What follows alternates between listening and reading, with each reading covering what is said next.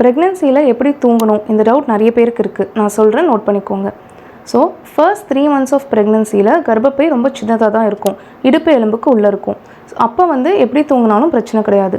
But to be on the safer side குப்புற படுக்க வேண்டாம் அப்படின்னு சொல்லுவோம். அதே மாதிரி ஒரு சைட்லேருந்து இன்னொரு சைடு திரும்பும்போது ரொம்ப வேகமாக திரும்ப வேண்டாம் அப்படின்னு சொல்லுவோம். 4 to 5 monthsக்கு மேலே கர்ப்பப்பை வளர ஆரம்பிக்கும். அதுக்கப்புறமா நம்ம நேராக படுக்கிறத அவாய்ட் பண்ணிக்கணும். கர்ப்பப்பைக்கு கீழே அயோர்ட்டா அப்படின்ற ஒரு பெரிய ரத்த குழாய் இருக்குது.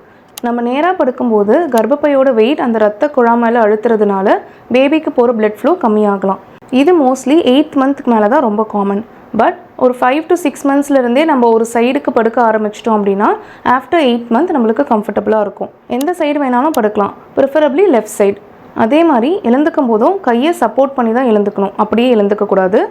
ஒரு சைட்லேருந்து இன்னொரு சைடுக்கு திரும்பும்போது எழுந்து உட்காந்து திரும்பணும் அப்படின்னு அவசியம் கிடையாது. பொறுமையாக ஃபஸ்ட்டு நேராக படுக்கணும்.